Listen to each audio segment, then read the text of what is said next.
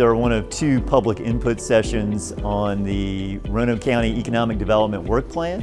We wanted to introduce the public to the plan goals and strategies and the types of work program areas that we're going to be focusing on over the next 5 years. And this is an opportunity for the general public to hear about the strategies and recommendations and provide input and feedback. This strategic plan, it will help guide the direction and focus of the Roanoke County's economic development program. And it's going to be a living document, so it's going to be updated as the process goes on, and it's not just going to sit on the shelf and be forgotten about. It's going to align with the county's initiatives and priorities, and it's going to be implemented over the next 5 years using a set of actions that we'll go over later in the slide, but that's going to be the implementation process of it. So this plan addresses entrepreneurship and innovation, manufacturing and new businesses, business development in many different ways, whether it be small business, medium, large businesses. We're focused on how do we pave the way for new economic opportunity. The process has been one of widespread engagement in Roanoke County. We had residents provide survey input. We spoke with business and industry stakeholders and leaders.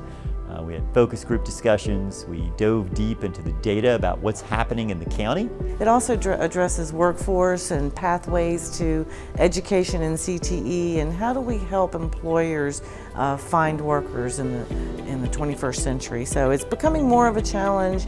It's an aggressive work program. We think that the strategies that we have put together are going to be very beneficial over the next 5 years. I really think the Roanoke County Economic Development Department should be commended because they're very progressive in thinking about, can we get some outside perspective on developing our strategic work plan. You've seen the 419 plan, the Hollins plan, the Oak Grove plan.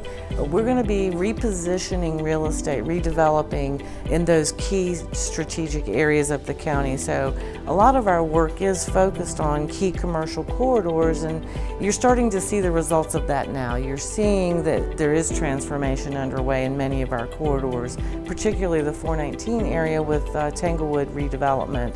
So that's a very strategic key area for us to focus on. I think they are going to feel validated and have the support to know that they went through this very intentional process as they move forward and kind of do their work. And it really reinforces for them that in many ways they're on the right track because some of the goals and recommendations relate to things that they were already doing.